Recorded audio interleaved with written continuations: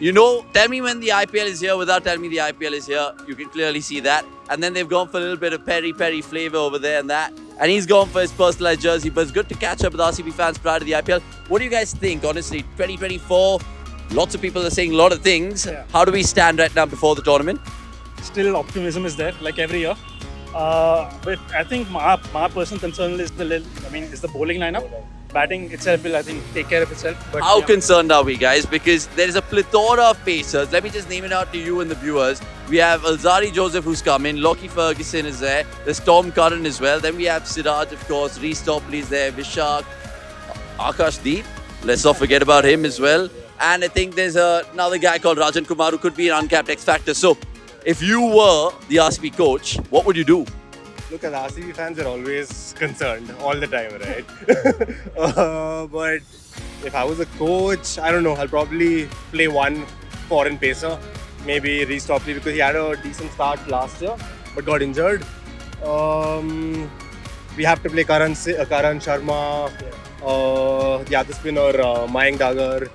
Yeah, bowling, like he said, is not looking that good. But of course, as RCB fans, we're optimistic. We're concerned. We're a bit of everything. So yeah. Okay. And just from an RCB perspective, how much do you guys care about that whole Mumbai Indian saga going on with Rohit Sharma, who's still our Indian captain, being dropped in, Hardik coming in? Do you agree with that, just from the outside? Yeah, it's a bit odd. Like I didn't care about it for the longest time, but today I saw that press conference which Hardik Pandya gave, and they were just ignoring the questions about captaincy. So it's a bit odd that they're disrespecting the Indian captain. Yeah, that was really vague, guys. I mean, essentially, what should they do? These franchisees should kind of put it out there, right? Unless they're really hiding something. Yeah, exactly. Or just make sure that in the press conference, the press people know what to ask, what not to ask. Because now it just kind of, the whole, it gives a very bad impression that, okay, they're asking you certain questions in the press conference and you're just not answering. You're looking to someone else, like saying, okay, can I answer? But you're still not answering. So it kind of leaves a bitter taste in the mouth. It's quite awkward, the whole situation. It turned into a mess. That's what I thought. Absolute mess, and maybe it'll open up a can of worms. Yeah. But I mean, if that means Mumbai aren't going to do well, then great. I hope there's a lot of unrest and tension in the camp. And yeah, I mean, not really a fan of Mumbai Indians. So I mean, he speaks facts here right now. Let's ask you about the predictions then, guys, because top four, that's really tricky to call. What are you guys feeling right now? Another trophy. Okay, another trophy. So who's joining RCB in the top four then? It would have to be CSK, unfortunately. RR, they look really good on paper. Maybe Mumbai.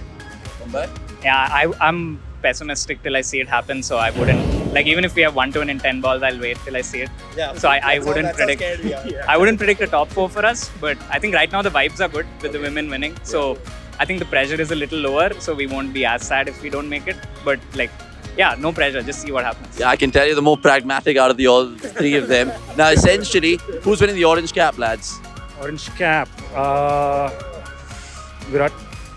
I'll always go with Virat. Always. Yeah, if he's opening, then he has a very good chance. But Jaiswal also looking pretty good. Okay. And finally, I just want to play this game with you all. It's called Underrated, Overrated, RCB Edition. I'm just going to name you all the kind of players who played for RCB throughout the eras, and you guys will have to tell me if they're overrated or underrated. Let's start, okay? I'll start with you and then we'll go in the order. Colin de Grandhomme. Overrated. Partha Patel. Overrated. Karun Nair. Underrated. Mayank Agarwal. Underrated. Dale Steyn. Underrated. Love him. Cameron White. He did well for us, so underrated. Okay. What about, essentially, KL Rahul? Oh, underrated. His stint in should have been retained. His stint in RCB was like, because he came 5 down, 4 down and all, but he still did well. So I'd say underrated. Yeah. Okay. Yuzvendra Chahal. Oh, should have been retained. Just bring him back somehow. Underrated, big time. Harshal Patel. I think he gets a lot of stick, underrated. Like, he did well whenever he was given the chance. And he had 2 stints with us, so I think underrated. Okay. And finally, is Jack Callis. Oh, underrated. He was really good actually.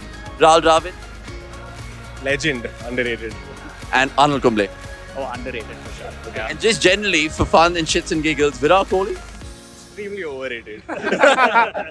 Extremely overrated. So overrated. Super, guys. Thank you so much. Enjoy your day in the sun.